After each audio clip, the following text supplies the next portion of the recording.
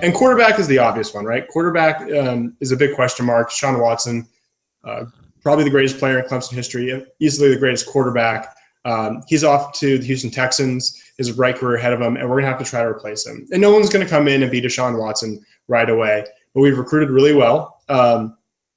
We have a great running quarterback, Kelly Bryant, who's now a junior, true junior. And he's got the early lead entering fall camp to be the starting quarterback.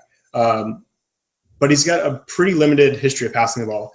18 career passes is just total in his Clemson career. 15 completions is good, but the longest pass he's ever completed is 15 yards. So we'll see if he developed into a passer. We know he's a dynamic runner, so his upside is definitely there. But he's never really been given much of a chance to make any big plays, playing mostly in garbage time. And in the spring game, he broke his pinky, so you didn't get to see anything, which was unfortunate. Behind him, you have Zerrick Cooper. He was a Rivals 4-star. He's now a redshirt freshman. So definitely some upside. He had offers from Virginia Tech, Miami. He's out of Jonesboro, which is a South Atlanta suburb. And you have Hunter Johnson, of course, who's the 5-star from Indiana. He had offers from Michigan, Alabama. So he has huge upside. But playing in Indiana may not have faced the best competition like some of these Florida kids do. So he might not be ready. So it's going to be an interesting battle. That's definitely a scary spot.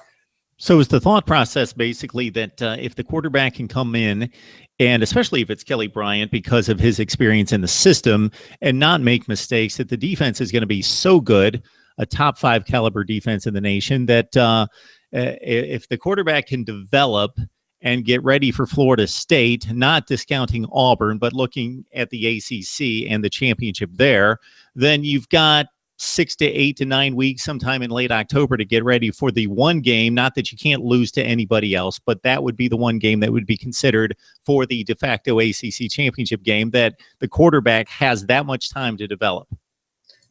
I think that's a fair assessment. I mean, you obviously have to be careful because last year we would have assumed that the Florida State Clemson game was the ACC Atlantic Championship, and it turned out it was the Louisville game. So you never know. But yeah, I think that's probably a fair assessment.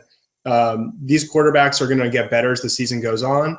And if one of them doesn't, they'll probably be replaced by another one who does. And so the timing of the Florida State Clemson game is always so critical. And I think being late in the year benefits Clemson this year. The defense should be outstanding, as you mentioned. And so having a guy who could be a game manager, this could almost be a very Alabama-esque way to think of it, but great defense, decent enough offense to get the job done.